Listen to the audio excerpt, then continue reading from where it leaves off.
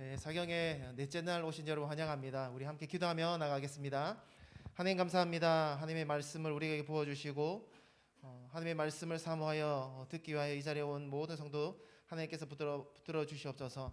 하나님, 우리가 주님을 사모합니다. 하나님의 말씀 가운데 거하게 하여 주시고 주의 말씀으로 치유되고 씻김받고 회복되는 시간 되게 하여 주시옵소서. 찬양하며 나아갑니다. 찬양 가운데 임재하여 주시옵소서. 모든 영광 홀로 받으시고 우리 가운데 임재하실 주님을 찬양하며 살아계신 우리 주 예수 그리스도 이름으로 기도드립니다. 아멘. 우리 함께 찬양하겠습니다. 찬송가 197장입니다. 찬송가 197장. 은혜가 풍성한 하나님을 함께 손 펴시면서 찬양합니다.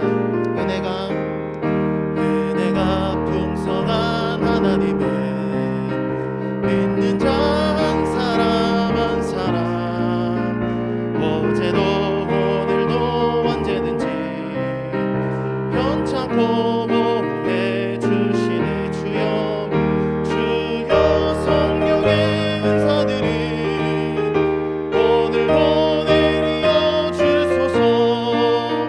성령의 뜨거운 불길로서 오늘도 충만케 하소.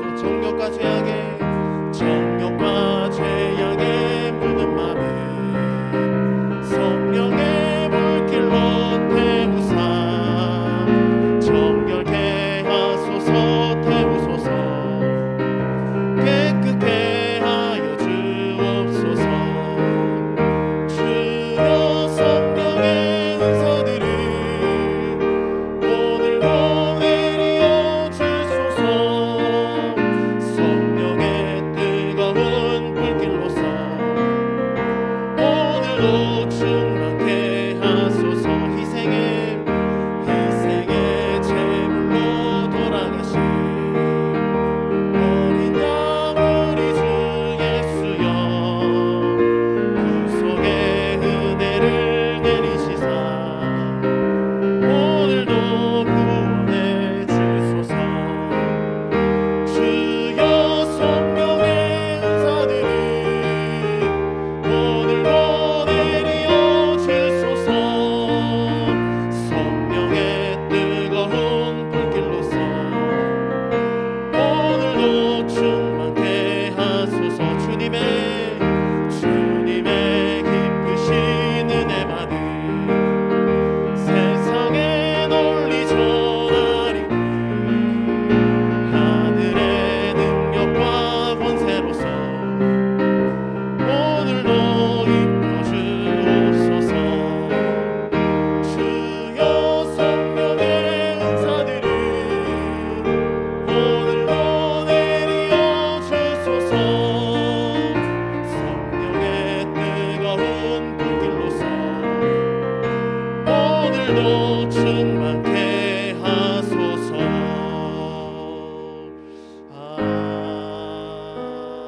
아멘. 아멘. 214장입니다. 214장입니다.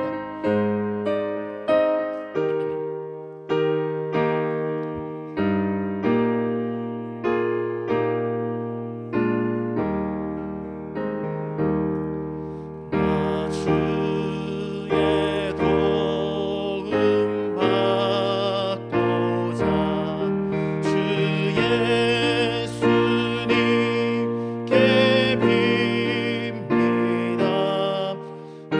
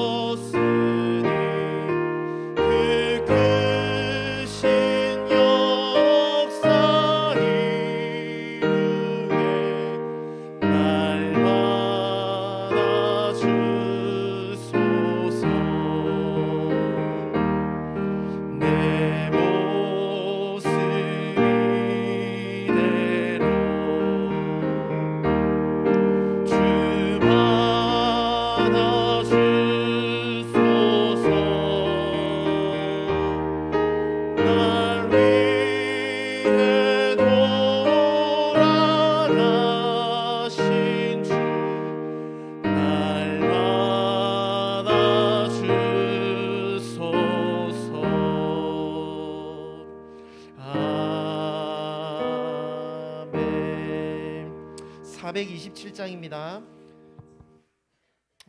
338장 하겠습니다. 338장 찬양 드리겠습니다.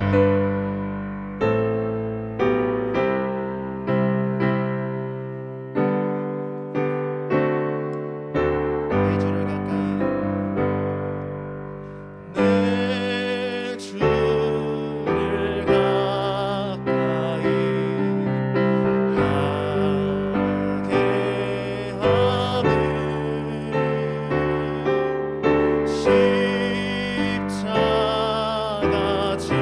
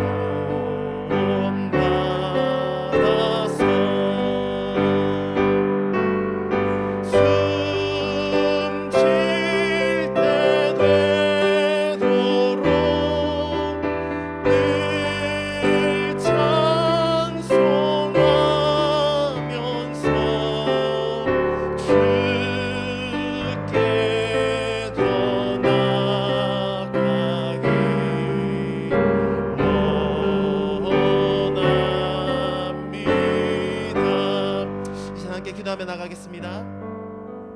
하나님, 주의 말씀 가운데 우리를 조명하여 주시옵소서. 하나님, 우리가 주님 앞에 섭니다. 하나님, 내가 주님께 가까이 갑니다. 하나님, 우리를 만져주시고 주의 말씀으로 우리 가운데 임재하여 주시옵소서. 하나님, 주의 말씀이 부어질 때에 우리의 모든 아픔들이 하나님 깨끗하게 씻김받게 하여 주시고, 우리의 모든 어려움들을 아시는 하나님께서 우리의 마음을 주관하여 주셔서 믿음으로 담대하게 그 문제 앞에 서서 하나님 앞에 아뢰며, 하나님 이 문제 가운데 주님께서 영광 받으시고 주님께서 높임 받고 주님만 드러나는 우리의 삶 되게 하여 주시고, 우리의 모든 문제들이 씻김 받게 하여 주시옵소서. 주여, 크게 한번 우리 들고 나아가며 기도합니다. 기도하시겠습니다. 주여, 하나님 감사합니다. 우리 가운데 주님을 하나님 사랑하는 마음 허락하여 주시고, 우리 가운데 주님께 더 가까이 나아갈 수 있는 우리 마음 허락하여 주시니 감사합니다.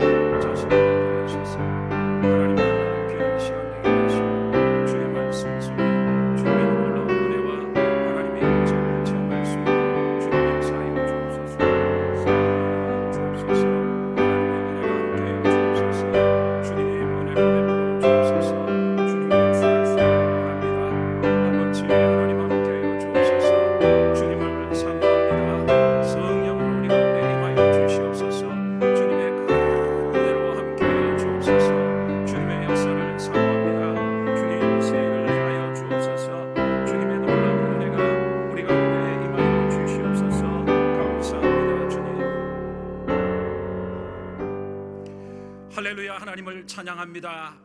우리에게 예비하신 풍성한 은혜를 부어주시는 하나님을 찬양합니다.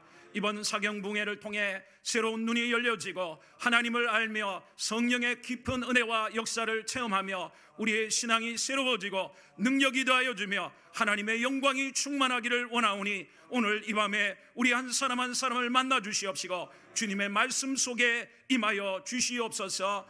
예수님의 이름으로 기도하옵나이다. 아멘. 하나님 말씀 보겠습니다. 하나님 말씀은 출애굽기 19장 4절로 6절의 말씀입니다. 성경책을 일단 펼쳐 놓으시고 읽겠습니다. 오늘은 19장부터 24장까지 내용이 나오죠. 우리 같이 한번 읽습니다. 시작. 내가 애굽 사람에게 어떻게 행하였음과 내가 어떻게 독수리 날개로 너희를 업어 내게로 인도하였음을 너희가 보았느니라. 세계가 다 내게 속하였나니 너희가 내 말을 잘 듣고 내 언약을 지키면 너희는 모든 민족 중에서 내 소유가 되겠고 너희가 내게 대하여 제사장 나라가 되며 거룩한 백성이 되리라. 너는 이 말을 이스라엘 자손에게 전할지니라. 아멘. 사경붕의 넷째 날 예물 드렸습니다. 기도하겠습니다. 하나님 감사합니다. 사경붕의 넷째 날 하나님 앞에 나오며 귀한 예물을 주 앞에 드립니다. 우리의 마음과 정성을 담아 드렸사오니 하나님이 응답하여 주시고 이번 사경붕회를 통해 놀라운 주님의 은혜를 체험하게 하여 주셔서 영적인 은혜뿐 아니라 육신적인 은혜도 임하게 하여 주시고 인생의 문제도 해결되게 하여 주시며 질병도 치료하여 주시고 하나님의 놀라운 은혜가 임하게 하여 주시옵소서. 예수님의 이름으로 축복하며 기도하옵나이다. 아멘. 자, 우리 먼저 그림을 차례대로 한번 봅시다. 자, 이게 우리가 어저께 봤던 장면이죠. 그래서 오른쪽에 있는 부분이 애굽 땅이고 그 애굽 땅에서 나와서 홍해를 건너 저 중간 정도의 이 밑에 까만 부분이 이제 시내산이라고 합니다. 그래서 그곳에 이르게 되는데 한 2개월 정도 시간이 걸려서 저기 도착했을 때는 이제 3개월이 시작되는 시점에 이제 도착하게 됐다, 그런 내용이 나옵니다. 자, 그 다음 그림을 또 한번 봅시다. 자, 아이고, 이게 뭡니까? 이게 이제 저 시나이 반도에 있는 시내산입니다. 저도 한번 아직 못 가봤습니다. 앞으로 기회가 되면 우리 성도들 한번 또 같이 갈 수 있는 기회가 되면 좋겠습니까? 그런데 저기를 이제 다 올라가야 돼요. 헬기를 타고 가는 게 아니고 다 걸어서 가야 돼서 굉장히 힘들다고 합니다. 자, 그 다음에 장면을 한번 더 봅시다. 자, 그런데 지금 무슨 이제 그게 있냐면 우리가 이제 저 이렇게 뾰족 튀어나오는 아랫부분에 저기가 이제 시내산이라고 전통적으로는 이제 그렇게 믿어왔는데, 그렇다고 해서 저기에 이제 있는 여러 지명들이나 오는 중에 뭐 여러 가지 과정을 거쳤잖아요. 근데 그게 정확한 거는 없다는 거예요. 그런데 근래에 얼마 되지 않은 시점에 와서 시내산이 저기가 아니라 어느 쪽이냐, 왼쪽 부분에 시내산이 있다라고 하는 그런 견해들이 지금 있습니다. 자, 넘겨보시죠. 자, 뭐 그런 게 있다. 자, 그래서 아까 봤던 그 시내산하고 틀리죠? 그렇죠? 그러니까 이게 이제 근래에 뭐 김승학 원장을 비롯해서 지금 아라비아 사우디 아라비아 쪽에 있는 그 미디안 광야에 있는 저 산이, 저 꼭대기가 보니까, 자, 그 다음 그림 한번 보세요. 자, 어때요? 산 정상이 어떻게 돼 있어요? 까맣게 타 있죠. 그러니까 이제 여러 가지 여러분이 이제 기회가 되면은 그 김승학 뭐 원장 뭐 이제 시내산 치면 이제 저런 영상이 나옵니다. 그래서 여러 가지 견해들을 들어서 저곳에 시내산이 있다 그렇게 말합니다. 그렇다고 뭐 학계에서 저게 맞다 이렇게 100% 말하지는 않습니다. 자, 어쨌든 이렇게 이런 견해들이 있다는 겁니다. 자, 그다음 그림을 넘어가죠. 자, 그다음 이제 넘어가겠습니다. 자, 우리가 지금 오늘이 사흘째죠. 어렵습니다. 여러분 기도 많이 해주시기를 바랍니다. 이 40장의 이 출애굽기의 많은 내용들을 짧은 시간에 여러분들하고 나누려 하니까 솔직히 너무너무 힘듭니다. 이게 뭐 어느 한 구절을 이야기해 주는 게 아니고 이걸 간추려야 되니까, 자, 먼저 우리가 어제까지 1장부터 18장까지 우리가 했습니다. 그래서 출애굽기는 크게 1장부터 18장에는 이제 구원에 관한 내용이 나왔고, 그렇죠? 자, 오늘부터 시작되는 19장부터 24장에는 율법에 대해서, 그리고 25장부터 40장에는 성막에 대한 내용으로 구분이 된다 이야기를 했습니다. 그래서 1장부터 18장의 내용도 우리가 몇 번을 나눴잖아요. 1장부터 6장, 그 다음에 7장부터 13장 16절까지. 왜 했냐면 거기까지가 애굽에서 10가지 재앙을 비롯해서 이집트 지역에서 행한 부분이었고, 어제 부분 13장 17절부터 18장은 이제 광야에서 애굽 땅을 나와 시내산까지 가는 광야 과정 중에 대한 내용이었습니다. 자, 그 다음에 또 넘어갈게요. 자, 넘어갑니다. 자, 오늘 이 19장부터 24장의 내용을 이런 개요를 모르면 이게 굉장히 무슨 말인지 잘 모릅니다. 자, 그래서 이 구분해 놓은 이 내용들을 여러분이 성경을 읽으실 때는 늘 생각하면서 읽어가야 됩니다. 자, 먼저 19장부터 24장은 먼저 저 위에 부분을 우리 같이 한번 읽어봅시다. 시작. 야훼의 현현을 위한 이스라엘의 준비. 네, 그러니까 시내산에서 하나님을 만나기 위해서 준비를 하는 거예요. 우리가 대통령 만나려면 그냥 갈 수 있습니까? 목욕도 하고 다 옷도 잘 입고 해가지고 한 나라의 지도자를 만나는데 그냥 만날 수 있습니까? 이와 같이 하나님을, 이 시내산에서 하나님을 만나기 위한 준비가 우리가 19장 1절부터 15절에 나와 있습니다. 그리고 드디어 이제 두 번째도 읽어보시죠. 시작. 야훼의 시내산 현현. 네, 그러니까 19장 이제 16절 이하에는 하나님이 시내산에 강림을 하신 거야. 어떻게 해요?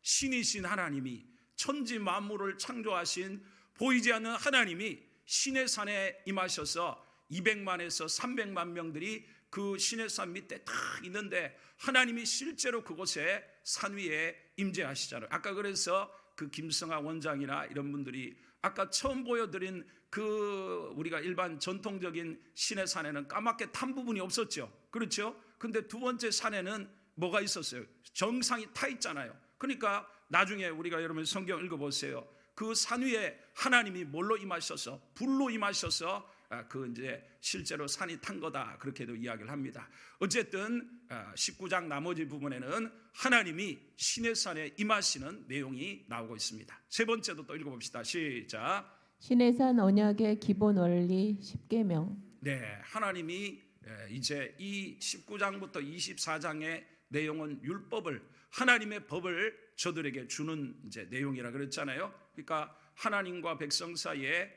이제 언약, 약속을 체결해요. 하나님은 그들의 하나님이 되고 이스라엘 백성들은 그들의 하나님의 백성이 되는데 그 조건이 뭔가? 하나님의 법을 지키는 것을, 하나님이 주신 법을 잘 지키는 것을 이 언약의 매개로 하는 것입니다. 그래서 그 언약의 기본 원리, 헌법에 해당되는 10계명에 대한 내용이 20장 1절부터 17절에 나옵니다. 자, 네 번째도 읽어봅시다. 시작. 야훼의 현현에 대한 이스라엘의 응답. 네, 하나님이 이제 나타나셨으니까 그 나타나신 하나님에 대해 이스라엘 사람들의 반응에 대해서 20장 18절로 21절에 나옵니다. 다섯 번째는 또 읽어보겠습니다. 시작. 10계명에서 파생된 시내산 언약법, 언약의 책. 네, 그러니까 이제 신의 10계명이 20장에 쭉 나왔다면 이제 20장 마지막 부분부터 시작해서 23장까지 내용에 보면 여러 다양한 뭐 소를 어떻게 그하고 뭐 별 이야기들이 다 나와요. 그 이야기가 결국 뭐냐? 이 10계명에 있는 내용을 이제 그 시대와 그 백성들에 맞게 하나하나 이렇게 구분해 가지고 저들에게 하나님께서 주시는 그런 이제 세부적인 법이다 그렇게 말할 수 있겠죠. 자, 그리고 마지막 여섯 번째 읽습니다. 시작. 시내산 언약의 체결. 네. 그렇게 해서 하나님이 법을 주시고 이제 하나님과 백성 사이에 언약을 한 언약 체결식이 24장에 기록이 되어 있습니다. 자, 이런 내용을 오늘 이 내용을 이제 2시간 만에 가야 돼서 하여튼 어떻게 될지 모르겠습니다. 잘 따라와 주시기를 바랍니다. 자, 우리가 앞의 내용들을 간단하게 또 다시 한 번 더 복습해 보면 우리가 앞에서 14장, 15장에 홍해를 건너는 사건이 있었죠. 그리고 15장 뒷부분에는 사람들이 이제 광야로 나와가지고 물이 없어서 마라를 만난 그 사건이 있습니다. 그리고 16장에는 만나와 메추라기를 내려주시는 사건, 그리고 17장에는 무리바 지역에서 물이 없어서 하나님을 시험했던 것, 아말렉과의 전쟁, 그리고 어제 18장 마지막 부분에는 장인 이드로를 통해서 그 200만에서 300만의 백성들을 잘 이끌어갈 수 있는 제도를 정비를 했다 하는 내용이 나왔습니다. 자, 이들이 드디어 애굽 땅을 나온 지 이제 2개월이 꽉 차서 이제 3개월이 되는 첫 이제 시작되는 시점에 바로 시내산 호렙산에 드디어 도착을 했습니다. 이 산에서 하나님은 왜 이 산으로 가나안 땅으로 안 데려가시고 왜 이 시내산으로 데려왔을까요? 그리고 사실 이 시내산은 모세를 부르신 곳이죠. 그리고 여러분이 기억하는지 모르겠지만 하나님 내가 뭐라고 이스라엘 백성들을 내가 구출하러 갑니까? 했더니 하나님이 내가 너와 함께해서 네가 이 산에서 이스라엘 백성들을 이끌고 오게 될 것이다. 그게 증거다. 하나님은 일어나지도 않은 일을 이미 확정적으로 말씀하신 대로 정말로 그 일이 이루어진 것을 볼 수가 있습니다. 그런데 이 산에서 이제 하나님은 모세를 중재자로 해서 우리 부동산 중개인 그렇죠? 그러니까 주인이 있고 그 부동산에 어떤 집에 지금 전세를 들어 살려는 사람이 있으면 둘 사이를 보증해 주는 사람이 누구예요? 그게 이제 중개인, 부동산 중개인 그렇죠? 하나님과 하나님 백성 사이에 언약을 체결하는 가운데 있어서 누가 그 중개인 역할을 하냐면 모세가 그 역할을 하게 됩니다. 그래서 이 모세를 중재자로 해서 이스라엘 백성과 하나님 사이에 언약을 맺습니다. 자, 그 언약은 그냥 된 게 아닙니다. 아브라함 이후로 계속 지속되어 온 하나님과의 관계를 이제 정식으로 공인하는 시간이 바로 그겁니다. 자, 우리 창세기 17장, 우리 17장 4절로 드린 내용들을 한번 읽어보겠습니다. 시작. 보라 내 언약이 너와 함께 있으니 너는 여러 민족의 아버지가 될지라. 내가 내 언약을 나와 너 및 내 대대 후손 사이에 세워서 영원한 언약을 삼고 너와 내 후손의 하나님이 되리라. 내가 너와 내 후손에게 내가 거류하는 이 땅 곧 가나안 온 땅을 주어 영원한 기업이 되게 하고 나는 그들의 하나님이 되리라. 너희 중 남자는 다 할례를 받으라. 이것이 나와 너희와 너희 후손 사이에 지킬 내 언약이니라. 너희는 포피를 베어라. 이것이 나와 너희 사이의 언약의 표징이니라. 아멘.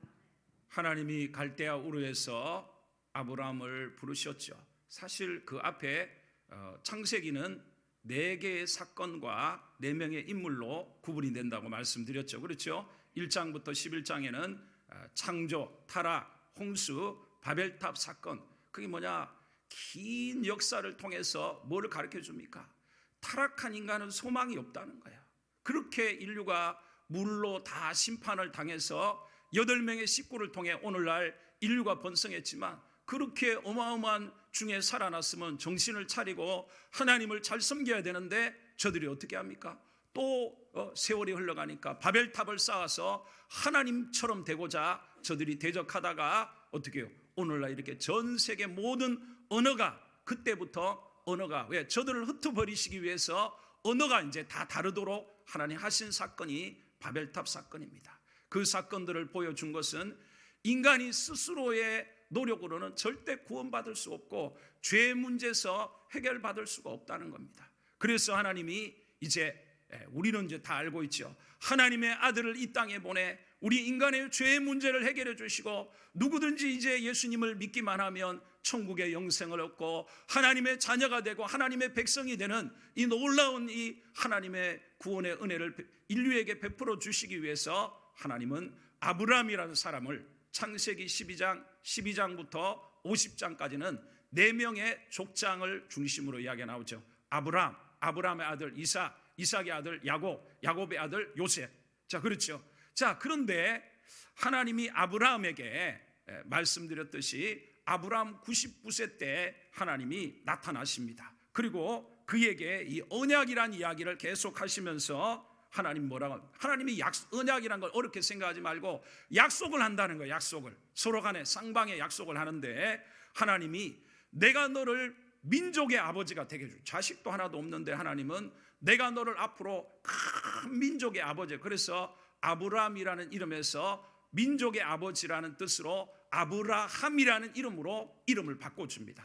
사레도 열방의 어머니라는 이름으로 사라로 바꿔줍니다. 그러면서 하나님이 무슨 약속을 합니까? 앞으로 네 후손들이 하늘의 별처럼 많아져서 큰 민족을 이루게 하겠다는 것입니다. 그러면서 하나님이 내가 약속을 해서 앞으로 너와 네 후손 사이에서 너희 후손은 나의 백성이 되고 하나님은 너희의 하나님. 여기 그런 백성이라는 말은 없지만 하나님이 그들의 하나님이 되신다라는 약속을 합니다. 그러면서 가나안 땅을 하나님이 너희들에게 주겠다. 그러니까 하나님의 약속의 내용은 뭡니까?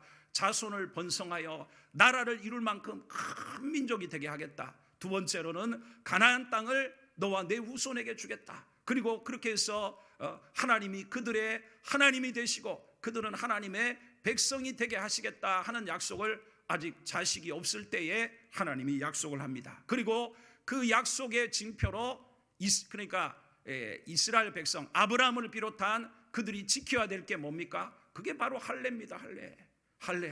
그들이 할례를 통해서 바로 하나님의 백성된 표를 그렇게 나타내요. 살을 뱉다는 것은 그들이 옛사람이 아니고 이제는 하나님의 백성, 거룩하신 하나님의 백성으로 새롭게 태어났다는 의미를 가지고 있다는 것입니다. 자, 이 일이 우리가 첫 번째 출애굽기를 시작하면서 뭘 이야기했습니까? 출애굽기의 첫 구절이 뭐예요? 그리고 그 이름들, 그리고라는 말이 나왔다 했잖아요.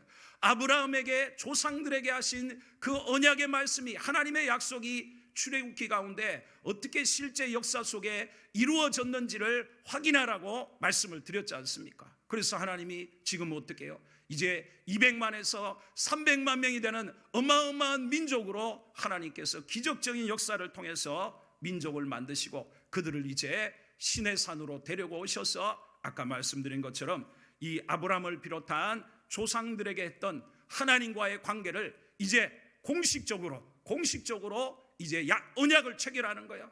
이제 하나님은 그들의 하나님이 되시고 이스라엘 민족은 하나님의 백성이 되는 공식적인 체결이 바로 어디에서 이루어졌어요? 이 신의 산에서 이루어지게 된다는 것입니다. 할렐루야.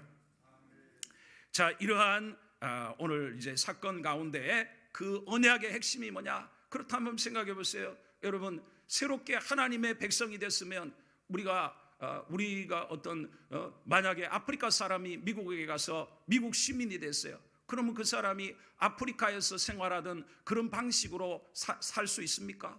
미국이라는 나라가 시민이 되고 미국의 영주권을 얻고 미국의 시민이 됐으면 미국의 법을 지키고 미국 시민으로서의 삶을 당연히 살아야 되죠. 마찬가지입니다. 세상 가운데 있던 저들을 지존하신 하나님, 선지를 창조하신 거룩하신 하나님의 백성이 됐으면 하나님 백성에 뭐가 필요한 거며 그 삶의 고상하고 고귀한 그들의 삶의 방식과 삶의 법이 바로 무엇인가? 이 십계명과 하나님의 말씀들을 통해서 우리에게 가르쳐 주는 것입니다.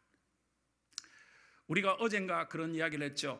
하나님은 이 보이지 않는 만물 속에 왜 하나님이 만들었으니까 그 만물 속에 하나님의 신성과 하나님의 능력이 담겨 있다고 말씀했지 않습니까? 그러면 하나님의 법을 주셨을 때 그 법 속에 뭐가 담겨 있을까요? 하나님이 어떤 분이신지가 담겨 있어요.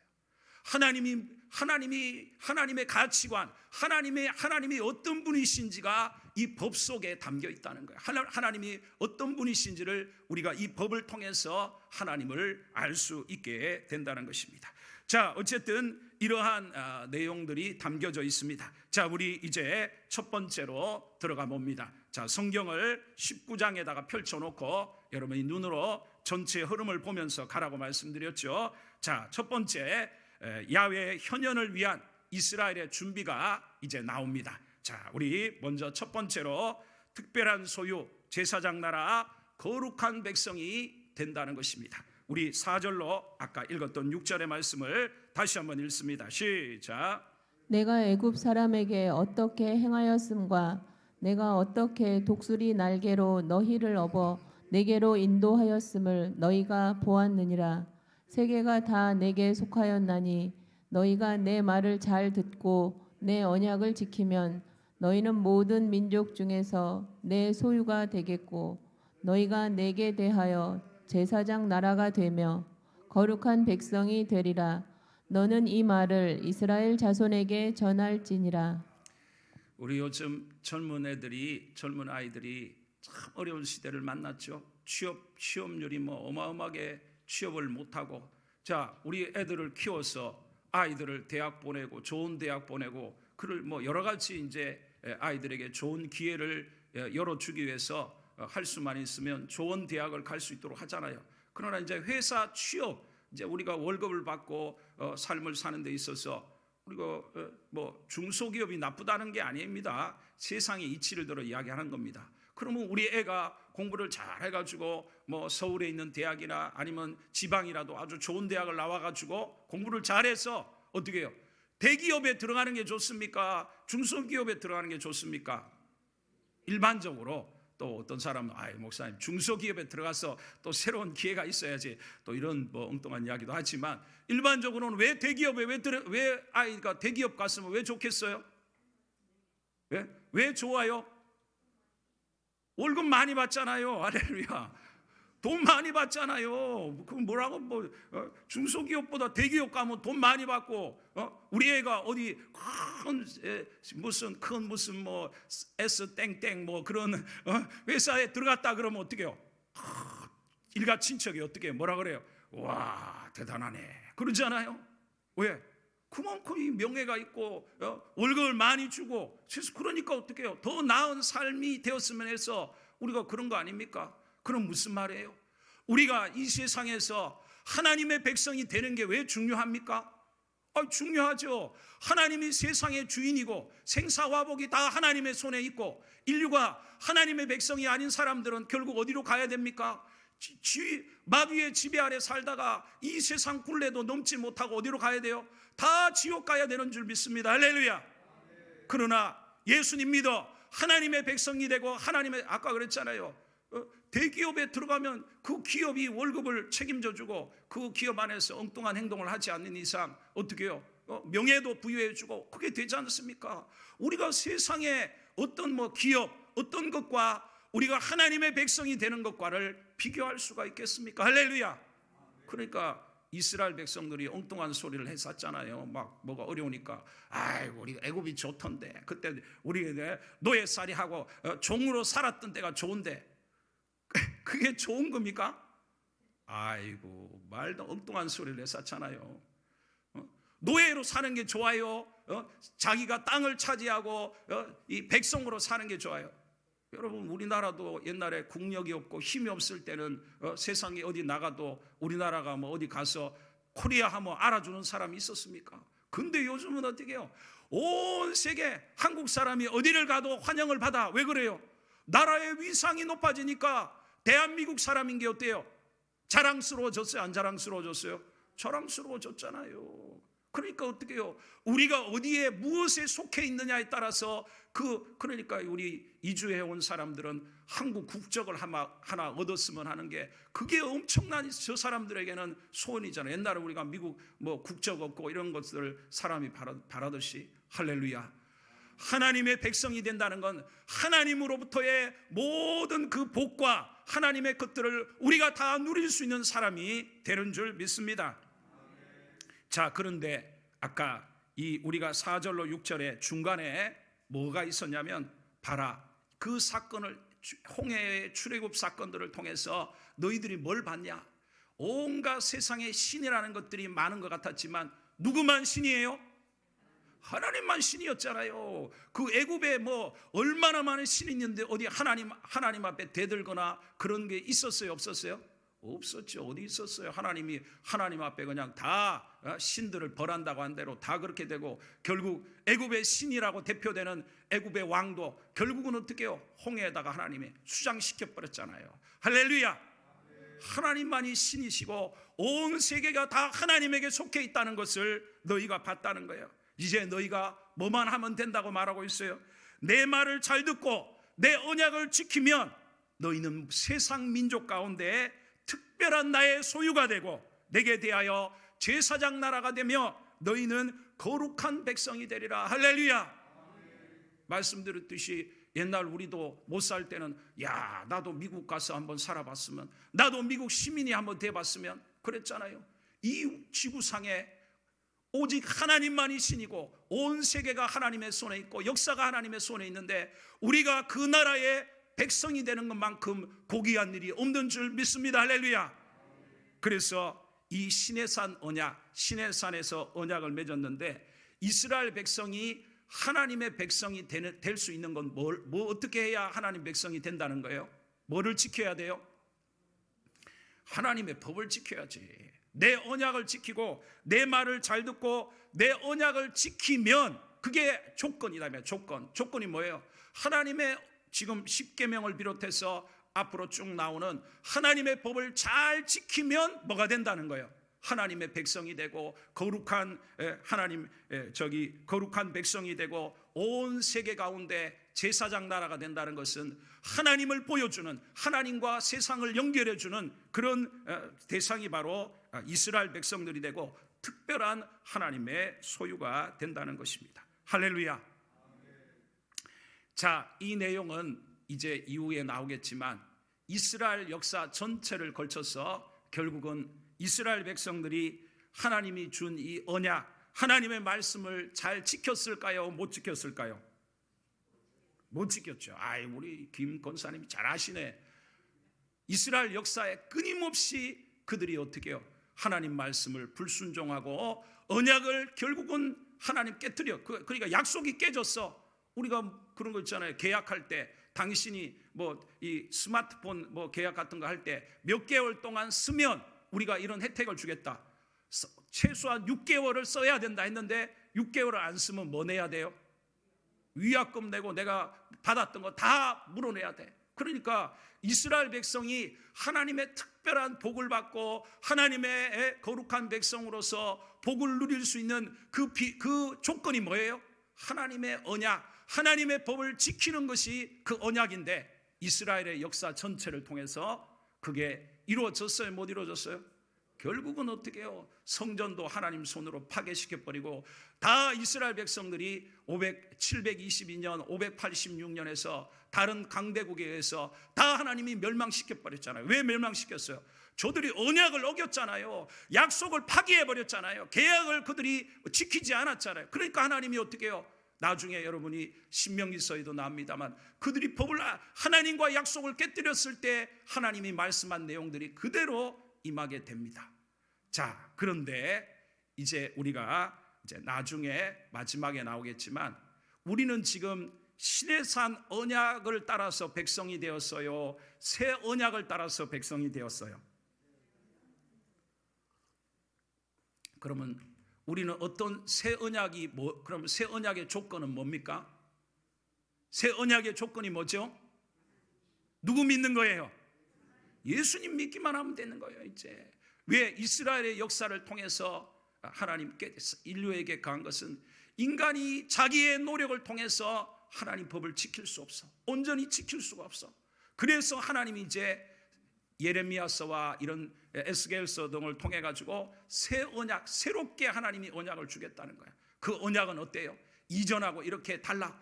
자기 아들을 십자가에 못을 박아 가지고 이제 누구든지 예수님을 믿기만 하면 하나님의 백성이 되고 하나님의 자녀가 되는, 그러니까 이건 완전히 파격적인, 이것과는 비교할 수 없는 어마어마한 은혜를 우리에게 주신 줄 믿습니다. 할렐루야. 저나 여러분이나 이제 앞에 이 내용도 나오지만 이 법을 하나하나 다 지켜서 하나님 백성 될 수 있을 것 같습니까? 못 지킵니다. 우리는 어마어마한 하나님의 은혜를 입고 하늘나라의 하나님 나라의 백성 되게 하시고 하나님의 영광을 주신 줄 믿습니다. 할렐루야. 그렇다면 우리의 남은 생애를 아무렇게나 이제 살아야 될까요? 이 은혜를 받은 우리가 이제 주님을 위해서, 주님의 나라를 위해 살아야 할 줄 믿습니다. 자, 그런 기초적인 내용을 이제 가지고 이제 두 번째로 넘어갈게요. 자, 그 다음 구절을 띄워주세요. 두 번째. 자, 넘어갑니다. 이거 내용은. 자, 넘어갈게요. 자, 그 다음에 이 번째 이 내용은 쭉 읽겠습니다. 일단 구절 읽습니다. 시작. 여호와께서 모세에게 이르시되 내가 빽빽한 구름 가운데서 내게 임함은 내가 너와 말하는 것을 백성들이 듣게 하며 또한 너를 영영히 믿게 하려 함이니라. 모세가 백성의 말을 여호와께 아뢰었으므로. 아멘. 이제 하나님께서 일반 백성들과는 특별하게 모세는 하나님이 있는 영역 안으로 들어올 수 있도록 해주셨어요. 이러한 사건을 통해서 공식적으로 모세가 어떤 사람이라는 걸 하나님 보여주셨어요. 하나님과 백성 사이의 언약을 체결하는 믿을 수 있는 중재자라는 것을 보여주셨다는 것입니다. 자, 그 정도 이해를 하고 오늘 내용들은 좀 어려운 내용들이 생깁니다. 자, 어쨌든 이해하시고 자, 이제 두 번째로 넘어가겠습니다. 드디어 이제 하나님이 그렇게 이스라엘 백성들이 다 옷도 빨고 하여튼 여러 가지 준비해서 하나님 만나기를 준비했습니다. 자, 그리고 드디어 하나님이 시내 산에 현현하십니다. 자, 그 다음에 우리 세 번째, 하나님의 무한한 위엄과 영광을 하나님 나타내십니다. 16절로 내용들을 읽겠습니다. 시작. 셋째 날 아침에 우레와 번개와 빽빽한 구름이 산 위에 있고 나팔 소리가 매우 크게 들리니 진중에 있는 모든 백성이 다 떨더라. 시내산에 연기가 자욱하니 여호와께서 불 가운데서 거기 강림하심이라. 그 연기가 옹기가마 연기같이 떠오르고 온 산이 크게 진동하며 나팔 소리가 점점 커질 때에 모세가 말한즉 하나님이 음성으로 대답하시더라. 자, 지금 은혜의 시대에 아직 하나님이 세상 사람들에게 구원의 기회를 주고 있는 지금은 하나님이 자신의 크신 위엄과 영광을 세상에 다 드러내고 계십니까? 안 드러내고 계십니까? 안 드러내고 계십니다. 물론 지금 세상에 있는 전염병, 지진들 뭐 이런 것들이 아주 간접적인 부분만을 드러내고 있지, 지금은 은혜의 시대, 사람들에게 구원받을 수 있는 기회를 주는 때입니다. 자, 그러나 여러분, 이런 시대가 오니까 사람들이 하나님을 우습게 여겨요, 안 우습게 여겨요? 우습게 여기죠. 뭐 어디 여러분 드라마나 TV나 세상 사람들 가봐요. 하나님이 뭔데 뭐라고 쌓고 얼마나 교만합니까? 그러나 하나님이 자신의 영광을 드러내시는 주님의 재림의 날에는 요한계시록의 말씀처럼 사람들이 그 말할 수 없는 두려움 가운데 뜨는 역사가 일어날 것입니다. 자, 하나님이 신의 산에 강림을 하시는데 여러분 천둥 칠 때, 여러분 천둥이 막 천지가 구라랑 꽝꽝할 때 여러분 어때요? 기분 좋죠? 번개가 막 번쩍번쩍해요. 우리 집 앞에 번개가 막 번쩍번쩍해. 그럼 아이고 오늘 기분 좋다고 막 길거리 막 나다니죠. 제가 제 이야기 했잖아요. 저기 동대문에서 어느 교회 저기 부목사로 있다가 한 3월 달인가 4월 달인가 이제 사역 그만두고 그 다음 한 11월 달에 이제 다음 영안교회 갈 때까지, 그래서 그때 이제 시간이 나서 이제 물고기 잡으러 다녔는데 물고기도 이제 처음에는 집사람이 나를 위로해 준다고 같이 따라도 다니고 그랬는데 시간이 가니까 안 따라오더라고요. 이제 그래도 나중에는 혼자만 다니는 거, 혼자만. 어떤 목사님도 나랑 다녔는데 나중에는 이제 안 다니시더라고요. 혼자 나만 다니는 거예요.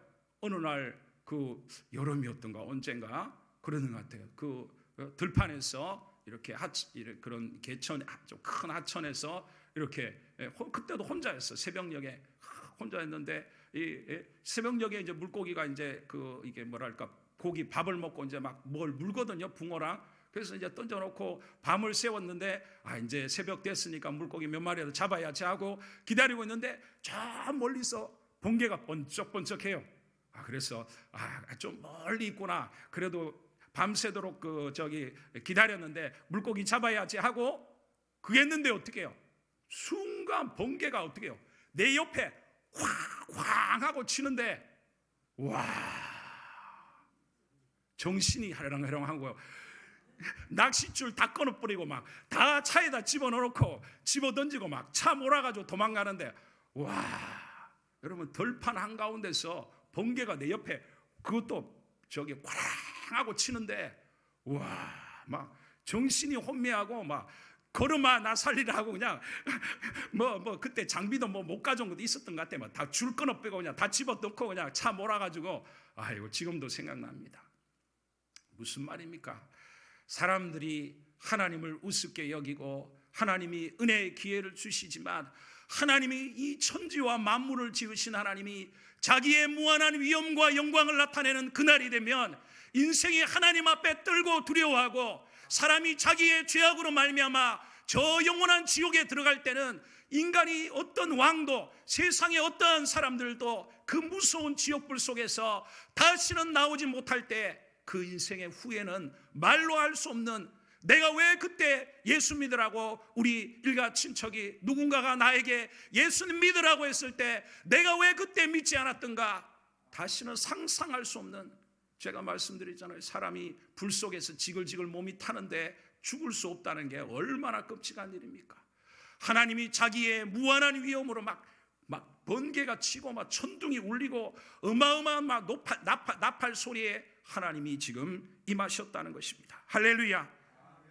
우리는 하나님을 알아야 할 줄 믿습니다. 물론 하나님이 사랑의 하나님이시고 자비의 하나님이시고 우리의 고통도 알아주시는 하나님이시지만, 그렇다고 하나님이 그런 분만 되십니까? 하나님은 이 우주와 모든 만물을 지으신 지극히 크고 위대하시고 가장 두려워할 분이 하나님이신 줄 믿습니다. 하나님이 자기의 위엄과 영광을 나타내셨다는 것입니다. 자, 우리 21절로 우리 넘어가서 23절을 읽어보겠습니다. 시작. 모세 내려가서 백성을 경고하라. 백성이 밀고 들어와 나 여호와에게로 와서 보려고 하다가 많이 죽을까 하노라. 또 여호와에게 가까이 하는 제사장들에게 그 몸을 성결히 하게 하라. 나 여호와가 그들을 칠까 하노라. 모세가 여호와께 아뢰되 주께서 우리에게 명령하여 이르시기를 산 주위에 경계를 세워 산을 거룩하게 하라 하셨사온즉 백성이 시내 산에 오르지 못하리이다. 일제 시대 때 있었던 일입니다. 만주에서 일본 순사들이 잔인했잖아요. 그러니까 어떤 사람이 물건을 하나 훔쳤는데 그 자리에서 그 사람 목을 빼버렸어요.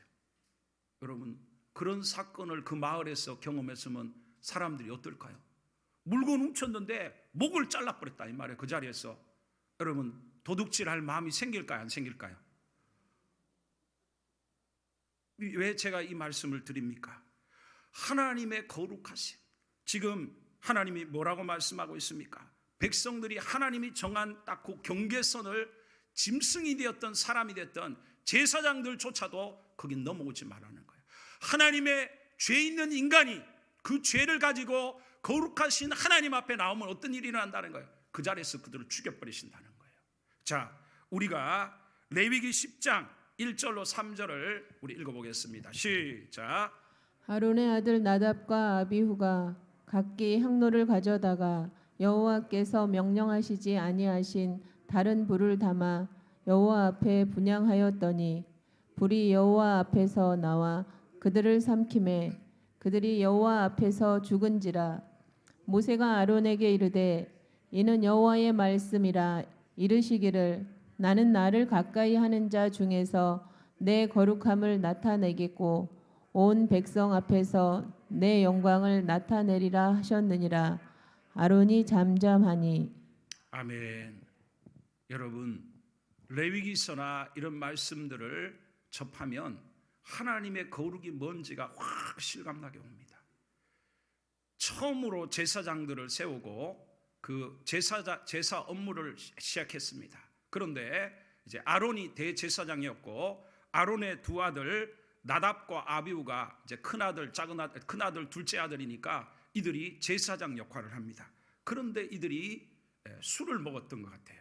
그리고 하나님이 이미 레위기서에 하나님 앞에, 여러분, 하나님의 거룩이라는 것은 하나님이 정한 것을 벗어나면 그건 하나님의 거룩을 깨트려요. 하나님을, 여러분, 법도 그렇잖아요. 법이라는 게, 법이 한번 딱 정해지면 아무리 사람들이 뭐라 해도 그 법대로 경찰이 왔든 뭐든 그 법대로 해버리잖아요. 무슨 말이냐? 하나님이 반드시 나중에 우리가 이제 내일 모레 시간을 걸쳐서 우리가 이제 성막과 이런 걸 이제 그림도 보고 할 건데, 이 지성소 앞에 이 제사장들이 향단에서 향을 피워요. 근데 향을 피우려면 불을 붙여야 될 거 아니에요. 그 불은 반드시 어디에서 가져와야 돼요? 번제단 불을 가져와야 돼요. 번제단에 있는 불을 가져와서 반드시 이 향을 살라야 되는데, 이 사람들이 술을 먹고 그 하나님의 법을 잊어버리고 다른 불이 다른 불이냐 하고 다른 불을 번제단의 불이 아니라 다른 것으로 불을 붙였어요. 그 순간에 어떤 일이 났어요? 하나님의 불이 나와서 두 사람이 그 자리에서 즉사해 버렸어요. 그러면서 하나님이 이 얼마나 무서운 일이, 아까 말했잖아요. 내가 일본 순사 이야기 했잖아요. 그러면서 하나님이 뭐라고 말씀했어요? 모세가 여호와께 아뢰되 주께서 아까 여기 내용에 보면 하나님이 여호와의 말씀이라 하면서 뭐라고 했어요? 나는 나를 가까이 하는 중에 거룩함을 나타낸다는 거예요. 할렐루야. 목회자, 교회 장로님, 권사님, 이런 직분을 우습게 생각하십니까? 하나님의 집에 하나님이 고귀한 직분을 주었으면 그만한 특권도 주시고 그만한 하나님의 영광도 주지만 그들에게는 어떻게 해요? 뭐를 요구한다는 거예요? 더 거룩한 삶을 요구한다는 겁니다. 할렐루야. 그럼 우리 예수 믿는 사람도 마찬가지죠. 우리를 하나님이, 여러분, 이 실감나게 알아야 됩니다. 죄 있는 인간은 하나님 앞에 설 수 있어요, 없어요? 절대 없습니다. 하나님 죽여버린다니까. 거룩함이, 하나님의 거룩이 그 죄 있는 인간을, 그래서 인간은 어떻게 해요? 그 지은 죄 때문에 왜 인간이 영원히 버림받는 것이 바로 지옥입니다. 그런데 우리는 어떻게 해요? 하나님이 우리를 이렇게 죄 많은 우리를 구원하기 위해서 하나님, 거룩하신 하나님이 아무렇게나 우리 죄를 용서해 줍니까? 자기 아들을 여러분, 내 자식을 못 박아가지고 죽여가지고 남을 용서한다는 게 이게 가능한 일입니까? 그게 하나님의 거룩이에요. 공의입니다. 공의. 죄에 대해서는 반드시 죽음과 결과가 온다는 거예요. 하나님은 우리를 구원하시기 위해서 어떻게 해요? 자기 아들을 인간의 육체를 입고 오게 해서 자기 아들을 죽이셔가지고 우리에게 구원을 줬다는 것입니다. 우리가 왜 뭘 깨달아야 됩니까? 하나님의 거룩이 무엇인지를 우리가 깨달아야 할 줄 믿습니다. 하나님이 눈에 안 보임으로 인해서 우리가 어떻게 해요? 하나님을 아주 우습게, 성경에는 그렇죠, 하나님을 만홀히 여기지 마, 하나님을 우습게 여기지 말라는 거예요. 하나님은 기다려줄 뿐이지 한번 하나님의 심판이 임하면 세상에 하나님보다 더 무서운 분이 없다는 것을 깨달아야 할 줄 믿습니다. 그래서 누가복음에도 제자들을 파송하시면서 몸은 죽여도 영혼은 죽일 수 없는 사람들을 두려워하지 말고 몸과 영혼을 능히 지옥에 멸하시는 하나님을 진짜 두려워하라는 거예요. 사람은 죽여봐야 육신의 생명은 죽일 수 있지만 우리를 영원한 지옥에 보낼 수는 없다 이 말이에요. 그러나 하나님은 몸과 영혼을 지옥에 던지시는 분이 하나님이시라는 것을 깨달아야 한다는 것입니다. 할렐루야. 하나님의 공의와 하나님의 거룩과 사랑은 같이 간다는 것을 깨닫고 우리가 하나님을 잘 섬기려면 하나님이 어떤 분이시, 하나님의 그 자비가 어디에서 나왔는지를 또한 깨달아야 할 줄 믿습니다. 그러기에 바로 이 시내산에서 그 백성들이 제사장조차도 하나님이 임하시는 그 산의 경계까지는 아무도 못 가. 거기를 넘었으면 그 자리에서 돌로 쳐 죽이든지 화살을 쏘아서 그는 죽임을 당하도록 돼 있었다는 것입니다. 할렐루야. 하나님의 지극히 거룩하심을 깨닫는 은혜가 있으시기를 바랍니다. 한 나라의 왕도 왕의 위엄과 왕의 그 구별, 거룩이란 말은 구별된다는 것이거든요. 왕의 위엄이 어디 있습니까? 어디 아무나 왕에게 아무나 어디 갈 수 있습니까? 그 왕의 위엄과 그 앞에서 백성들이 구별되는 것을 알 수가 있지 않습니까? 자, 그렇게 하나님은 자신이 지극히 거룩한 분이시란 것을 이제 보여주시고 그 백성들이 그런 부분들을 경험하게 되었죠. 자, 그러면서 이제 시내산 언약의 기본 원리가 되는 십계명을 저들에게 주십니다. 자, 1절로 17절을 이제 또 시작합니다. 자, 우리 5번 하나님의 은혜와의 감사는 자발적인 순종이 십계명에 담겨진 거다. 2절 읽겠습니다. 시작. 나는 너를 애굽 땅 종 되었던 집에서 인도하여 낸 내 하나님 여호와니라. 아멘. 하나님이 십계명을 말씀하시면서 그냥 하는 이야기가 아닙니다. 내가 누구냐? 너희가 어떤 존재야? 내가 어떤 이 지구상에 어떤 민족에게도 없는 하나님의 특별한 사랑을 베풀고 하나님의 능력을 베풀어서 400년, 500년 노예 생활하던 너희들을 내가 하나님의 백성 삼아준 하나님이시라는 거예요. 그렇게 하나님의 은혜를 입은 사람들이라면 이제는 어떻게 해요? 그 할례라는 것도 표피를 벤다는 것은 뭐냐? 살을 베었다는 것은 새로운 삶을 말합니다. 하나님의 백성이라면 거지가 왕자가 됐으면 왕자의 고귀한 신분에 합당한 삶을 살아야 하는 줄 믿습니다. 아까 말씀드렸지 않습니까? 우리가 저 미개한 어떤 지역에 살던 사람이 사람도 잡아먹고 이랬던 사람이 만약에 문명국의 시민이 됐으면 그런 행동을 할 수 있습니까? 당연히 할 수 없죠. 우리가 이 지상에 아무렇게나 살았던 사람들이 이제 거룩한 하나님의 백성으로서의 영광과 복을 누리는 만큼 그런 고귀한 인생의 삶을 우리는 살 수 있어야 하는 줄 믿습니다. 자, 그렇게 새로운 피조물로서 자, 십계명을 이제 우리가 들어가 보겠습니다. 먼저 6번째, 하나님 외에는 신이 없다는 것을 자, 1계명에 말합니다. 읽습니다. 시작.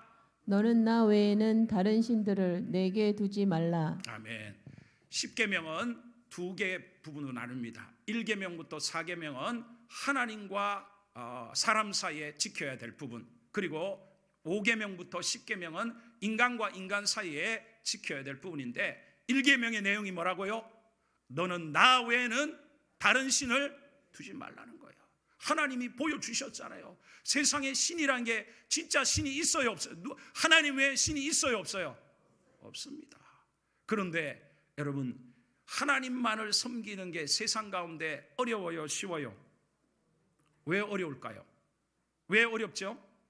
세상의 사람들이 다 온갖 신을 섬기고 있는데, 그러니까 예수 믿는 사람들이 그렇잖아요. 하나님 외에 신이 다른 건 다 가짜다. 그러면 이 기독교인들은 완전히 독선적이고 세상에 나름대로 종교마다 다 자기 뭔가가 있어서 수양도 하고 하는데, 자기가 믿는 신 외에는 다른 건 다 거짓이고 하나님밖에는 신이 아니라니까 어떻게 해요?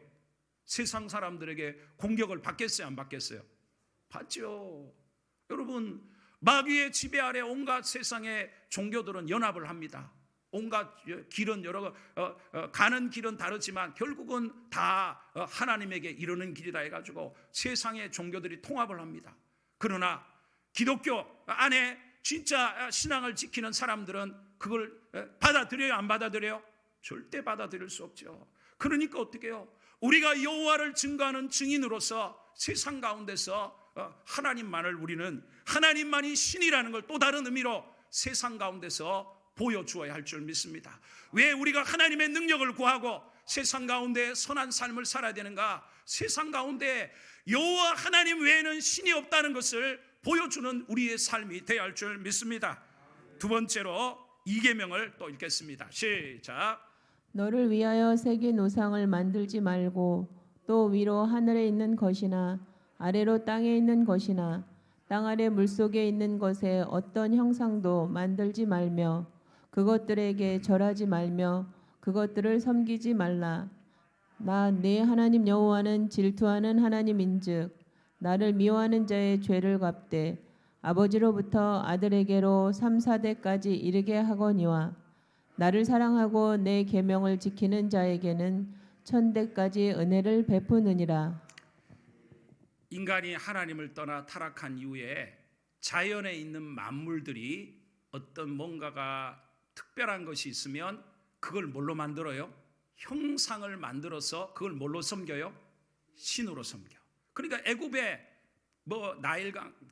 나일강부터 시작해서 개구리, 이파리, 코브라, 온갖 것들을 다 뭘로 섬겨요? 신으로 섬겨. 그리고 사람을 또 신으로 섬겨. 태양도 신이야 다.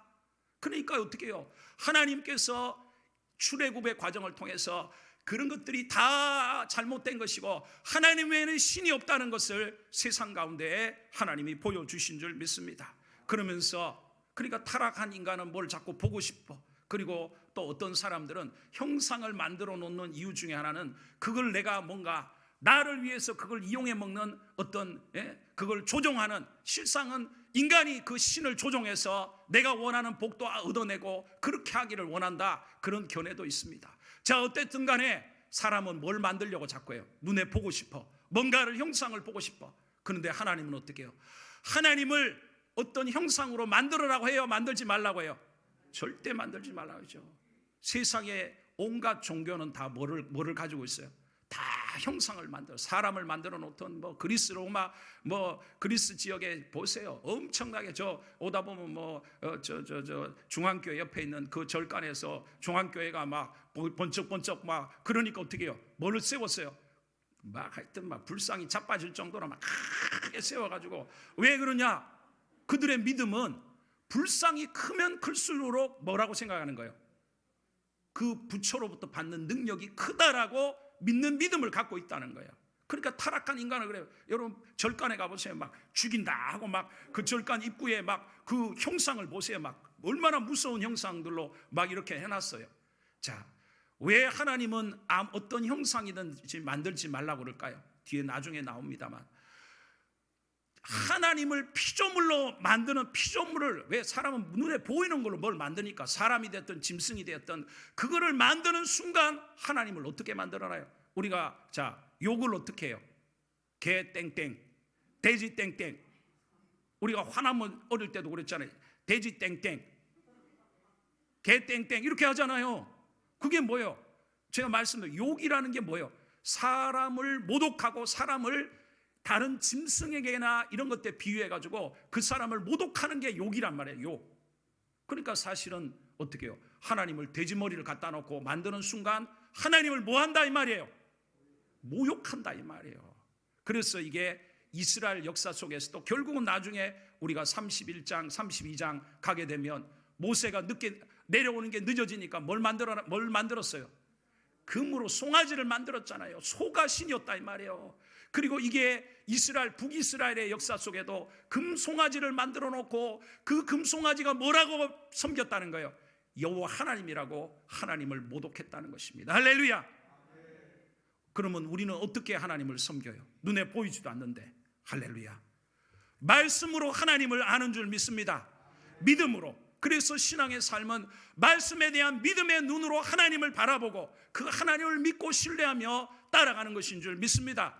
그러니까 하나님을 나는 하나님 좀 보여주세요. 하나님 뭔가 어떤 형상으로 보여주세요. 이런 사람들은 마귀가 갖고 노는 것입니다. 우리는 뭘 통해서?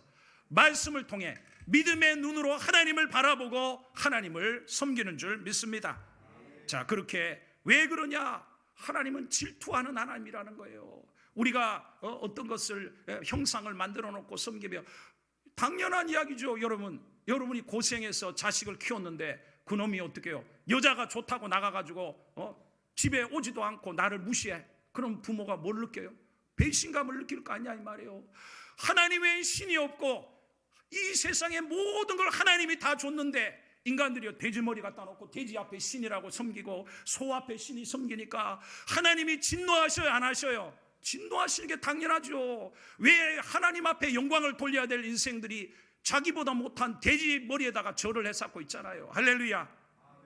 하나님 사랑하는 자에게 천대까지 은혜를 베푸시고 미워하는 자에게 3, 4대까지 하나님은 저주하시는 줄 믿습니다. 자, 세 번째로 또 읽어보겠습니다. 세 번째, 자, 하나님의 지극히 크신 명예를 지켜라. 읽습니다. 시작. 너는 내 하나님 여호와의 이름을 망령되게 부르지 말라. 여호와는 그의 이름을 망령되게 부르는 자를 죄 없다 하지 아니하리라. 할렐루야. 우리는 이 우주 지구상에서 우리가 누굽니까?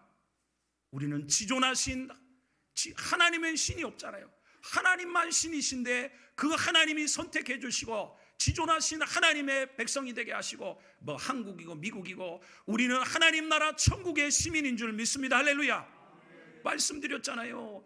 그 나라가 그간만큼 그래서 미국이 어떻게 어떤 못 사는 나라는 자기 나라 백성이 그게 또 구애를 가지도 않는데 미국에는 그 한 사람 구하려고 군대도 파송하고 그럴 때 이야 역시 강대국 선진국은 틀리구나 그런 걸 느꼈다고 누가 그러더라고요. 할렐루야. 명예가 있어야 하는 줄 믿습니다. 할렐루야. 예수 믿는 사람은 그게 무슨 말이에요? 하나님의 이름을 가지고 거짓말을 하거나 거짓 맹세를 하거나 누구를 하나님의 이름으로 함부로 저주하거나 하나님의 이름을 모독하는 그런 우리가 자식들이 유교 사회에서는 부모님 이름을 함부로 불러야 안 불러요? 왜 안 불러요? 부모님을 존경해서 부모님을 귀하게 여기기 때문에. 그래서 어떻게 해요? 옛날에는 지금은 많이 달라졌지만 부모님이 아버지가 이거 밥 숟가락 안 뜨면 떠요 안 못 떠요? 떴다가나 엄마가 어떻게 해요? 숟가락으로 머리통을 탁 때리면서 어떻게 해요? 아버지가 손도 안 댔는데 할아버지가 손도 안 댔는데 유교 사회에서 그랬다 이 말이에요. 그러나 그 속에 담겨 있는 게 뭐예요? 왜 그런 걸 하는 거예요? 그 부모의 가장으로서의 부모에 대한 존경심 이런 것들을 유교 사회가 그게 있지 않습니까? 할렐루야. 우리는 우리의 행동 하나하나 우리가 누구 이름으로 일컬어요? 하나님의 이름으로 예수 이름으로 일컫기 때문에 내가 어디 나가서 사기치거나 내가 어디 나가서 거짓말하거나 내가 어디 나가서 어떤 행동을 해가지고 누가 욕 들어먹어요? 아이고 예수 믿는 것들이 저 누구누구 하나님을 섬긴다는 것들이 다 저렇다고. 할렐루야. 우리는 우리의 행동 하나 우리의 삶이 하나님의 이름이 우리의 선한 행동을 통해 야 예수 믿는 사람은 틀려. 야 예수 믿는 사람은 틀려. 하나님께 영광을 돌릴 수 있는 삶을 우리가 살아야 할 줄 믿습니다. 자, 네 번째로 주의를 기억하여 거룩히 지키라 말합니다. 읽습니다. 시작. 안식일을 기억하여 거룩하게 지키라. 엿새 동안은 힘써 내 모든 일을 행할 것이나 일곱째 날은 내 하나님 여호와의 안식일인즉 너나 내 아들이나 내 딸이나 내 남종이나 내 여종이나 내 가축이나 내 문 안에 머무는 객이라도 아무 일도 하지 말라. 이는 엿새 동안에 나 여호와가 하늘과 땅과 바다와 그 가운데 모든 것을 만들고 일곱째 날에 쉬었음이라. 그러므로 나 여호와가 안식일을 복되게 하여 그날을 거룩하게 하였느니라. 아멘. 자, 이제 안식일은 예수님 부활을 통해서 주일로, 이제 토요일 날 지키던 것을 주일로 바뀌었습니다. 구약 시대에 이 안식일을 지키는 것은 아주 중요한, 안식일을 안 지키면 그 자리에서 죽여버리라고 했어요. 그만큼 우리가 일주일 중에 하루 하나님이 천지 만물을 창조하시고 쉬신 그 날을 기념하고 우리 인간들을 구원하신 구원을 기념하면서, 우리가 부모님 생신에도 불효자들은 어떻게 해요? 부모가 생신이든지 말든지 어디 놀러가 버리고 그냥 마음대로 하죠. 그러나 효심 있는 자녀들은 어떻게 해요? 나를 낳아주신 부모님을 귀히 여겨서 그 날을 함부로 합니까? 할렐루야. 우리의 신앙의 삶에 하나님이 하나님의 날로 구별하고 하루를 구분할 수 있어야 다른 날들, 나머지 6일 또한 하나님의 날들로 우리가 귀히 여기고 살 수 있는 줄 믿습니다. 할렐루야. 그리고 이 안식일을 통해서 인간이 타락한 이후에 얼마나, 여기 나중에 이제 우리가 나오게 됩니다만, 7째 날은 하나님의 안식일이니 어떻게 해요? 내 아들, 딸, 남종, 여종, 가축들이 다 쉬게 해주라는 것입니다. 할렐루야. 중요한 이유가 있습니다. 인간이 타락한 이후에 평생을 수고하고 땀 흘려야 먹고 사는 저들에게 하나님은 하나님의 자비를, 이 안식일을 통해서 힘 있는 사람들에게 뭐 해주라는 거예요? 가축도 쉬게 해주고 일꾼들도 쉬게 해주고 그런 자비를 베풀어 주라는 것입니다. 할렐루야. 우리가 주일을 귀히 여기고 즐겁고 존귀한 날로 여기고 잘 구별해서 하나님이 기뻐하시는 예배 드리는 것만이 주일 지키는 게 아닙니다. 전도도 하고 구제도 하고 착한 일을 하고 주님이 하신 것처럼 더 우리가 선한 삶을 통해 하나님을 기쁘시게 할 때 하나님이 우리를 복주시고 함께하는 줄 믿습니다. 자, 이제 이렇게 4개의 계명이 나왔죠. 자, 그 다음에 이제 인간과의 계명들을 살펴봅니다. 읽습니다. 자, 5번째 시작. 내 부모를 공경하라. 그리하면 내 하나님 여호와가 내게 준 땅에서 내 생명이 길리라. 눈에 보이는 부모를 못 섬기는 사람이 눈에 안 보이는 하나님을 잘 섬길 수 있을까요? 없을까요? 없다는 거예요. 하나님이 그 부모를 누가 줬어요? 하나님이 줬죠. 하나님이 그죠. 하나님이 그 부모를 통해서 자식이 태어나게 했잖아요. 그러니까 부모를 공경하고 부모에게 효를 행하는 것은 곧 하나님께 하는 것과 똑같다는 거예요. 그래서 우리가 오늘 시대는 그대로 하지 않습니다. 우리가 지난번에 이해하라고 말씀드린 것처럼, 그러나 구약 시대는 어디 부모를 욕하거나 부모를 저주하면 그 자리에 돌로 쳐 죽이라고 했어요. 그만큼 이 부모를 공경하는 것은 하나님, 눈에 보이지 않는 하나님을 섬기는 시작이 된다는 것입니다. 부모의 공경은 어른들을 공경하는 것으로도 나아가고 우리가 그렇게 되는 줄 믿습니다. 그리고 그렇게 할 때 여기에는 뭐가 담겨 있어요? 저주와 복이 담겨 있어요. 부모를 잘 섬기는 사람은 누가 복을 줘요?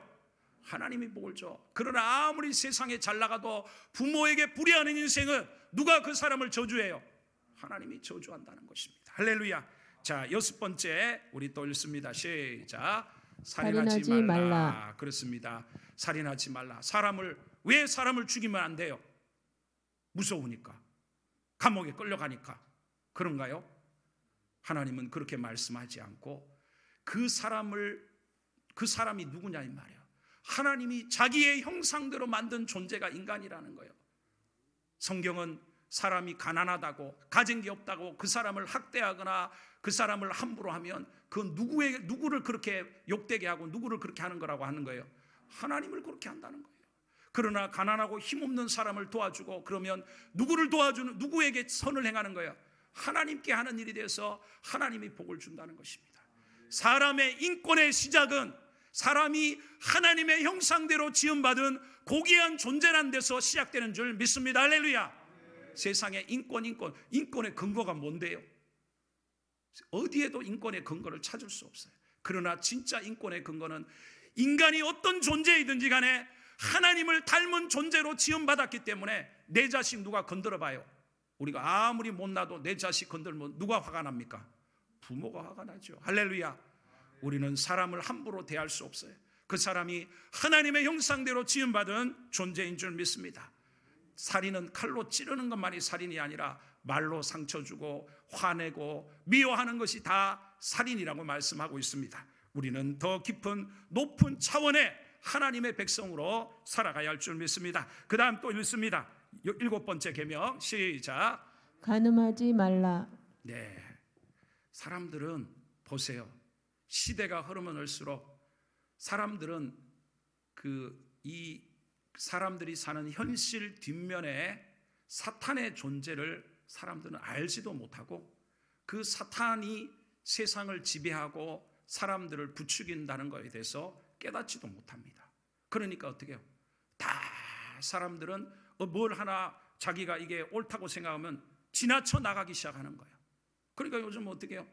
인권에 대한 잘못된 것이 시작돼서 나중에도 나오지만 이제 개하고도 성관계 가져도 그것도 인권, 이제 뭐 하여튼 동성애를 비롯해서 하나님이 세운 질서, 하나님이 세운 기본적인 인간을 향한 기본적인 질서를 무너뜨리면서도 인간은 어떻게 해요? 그게 인간의 권리다라고 주장을 하고 이제 그 잘못된 것에 대해서 제가 말씀을 드리잖아요. 옛날부터도 우리가 이게 보세요. 제가 동성애는 잘못됐습니다 이렇게 말한다고 해서 동성애나 그렇게 죄를 짓는 사람들이 죄를 안 지어요? 그건 자기들이 생각이 좋으니까 한다 이 말이에요. 그러니까 그런데 지금은 뭐냐? 동성애가 잘못됐다고 하는 자체가 죄라는 거예요. 그래서 어떻게 해요? 동성애가 잘못됐다고 말하는 순간 엄청난 벌을 받게 하는 그런 일들을 만들어가고 계속 그게 뭐 동성애 차별법 막 계속 올리는 게 바로 그거예요. 지금도 동성애 한다고 우리가 뭐 그 사람을 때립니까? 뭘 합니까? 그러나 성경의 말씀대로 그게 잘못됐다고 말하는 것을 이제 어떻게 해요? 법으로 가려고 하는 이런 여러 가지 뒷면에 사탄의 역사가 있다는 것을 깨달아야 할 줄 믿습니다. 할렐루야. 우리는 세상은 어떻게 해요? 이제 간음죄가 형법이 아닙니다. 민사. 그러니까 막 남편이 다른 여자랑 놀아나고 여자는 막 미칠 것 같은데 아무리 소송해봐야 민사 소송해봐야 얼마 보상받는다고요? 몇 천만 원?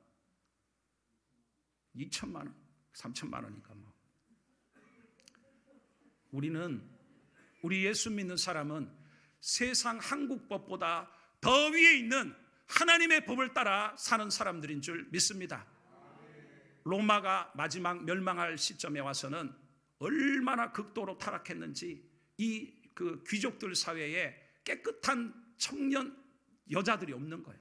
다 엄청나게 문란해서. 그래서 어떻게 해요? 역사 속에 이 귀족들이 깨끗한 처녀를 찾아보니까 누가 깨끗한 처녀예요? 로마의 사람들이 무시하고 멸시했던 기독교인들의 처녀들은 순결하더라는 거예요. 할렐루야. 그래서 계속 기독교가 어떻게 해요? 귀족 사회에 자식 놓고 그러면서 나중에 영향을 미치는 그런 변화들이 오더라는 것입니다. 할렐루야. 우리는 세상이 뭐라든지 간에 남편이 배가 불뚝 나와도 내 남편이 세상에서 제일 귀한 줄 믿습니다. 내 부인이 주름이 쭈글쭈글해도 하나님 말씀대로 내 부인이 세상에서 가장 귀한 줄 믿습니다. 그거는 육신의 눈이 아니라 믿음의 눈으로 바라보고 우리는 세상에서 구별되고 성결한 하나님의 백성의 삶의 가치를 가져야 할 줄 믿습니다. 자, 도둑질하지 마라 8계명 읽습니다. 시작. 도둑질하지 말라. 네, 우리는 남의 소유, 남의 것을 함부로 빼앗거나 이제 쭉 나옵니다만 절대 그럴 수 없습니다. 남을 귀하게 여기는 것이 필요하죠. 자, 900계명 또 넘어갈게요. 시작. 내 이웃에 대하여 거짓 증거하지 말라. 네, 거짓말하고 사기치고 그런 것은 하나님의 특성이 아닙니다. 하나님은 진실무광하시고 하나님이 입에서 내는 말씀은 다 진리이시고 우리는 그 하나님을 닮아야 할 줄 믿습니다. 마지막 10번째 계명 읽습니다. 시작. 내 이웃의 집을 탐내지 말라. 내 이웃의 아내나 그의 남종이나 그의 여종이나 그의 소나 그의 낙이나 무릇 내 이웃의 소유를 탐내지 말라. 우리나라 한국법에 남의 거를 탐내면은 마음속으로 아이고 내가 어느 장로님 집에 갔더니 야 차가 좋아, 아이고 나도 저런 차 하나 가졌으면 하고 아이고 저 차 내가 어떻게 하면 좀 내 거 만들까 만약에 그런 생각을 했어요. 생각하는 순간 경찰들이 에요 와서 어떻게 해요? 당신은 지금 생각으로 남의 거를 탐했기 때문에 잡혀갑니다 하고 그런 일이 있어요 없어요? 없죠. 그러니까 세상의 법은 나타나는 현상적인 것만을 말하지만 하나님의 법은 뭘 말해요? 내면에서부터. 우리 주님은 사람의 속에 선한 것을 쌓음으로 선한 것을 낸다고 했습니다. 예수 믿는 사람은 날마다 우리는 무슨 생활을 해요? 따라하겠습니다. 회개 생활. 그러니까 날마다 우리는 죄를 물 먹듯이 먹고 마음으로 온갖 나쁜 생각을 하면서 죄를 회개할 줄 모르는 사람은 변화가 없는 거예요. 날마다 자기 자신의 말이나 행동을 통해 때로는 아내와 남편이나 사회생활 속에서 하나님 말씀대로 살지 못했던 그런 걸 날마다 회개할 때 우리의 마음이 깨끗해지고 순결해지고 우리가 내면으로부터 하나님의 사람으로 쓰는 줄 믿습니다. 자, 우리 한 5분 정도 쉬었다가 우리 계속해서 이어가겠습니다. 기도하겠습니다. 하나님 아버지 감사합니다. 더욱더 하나님을 알게 하시고 말씀의 눈을 열어주시고 우리가 하나님을 알아 이 하나님의 지존하신 하나님의 백성된 것이 얼마나 고귀한 것인 것을 알게 하여 주시고 세상 가운데 하나님을 나타낼 수 있는 거룩한 백성 되게 하여 주옵소서. 예수님의 이름으로 기도하옵나이다. 아멘. 네, 감사합니다.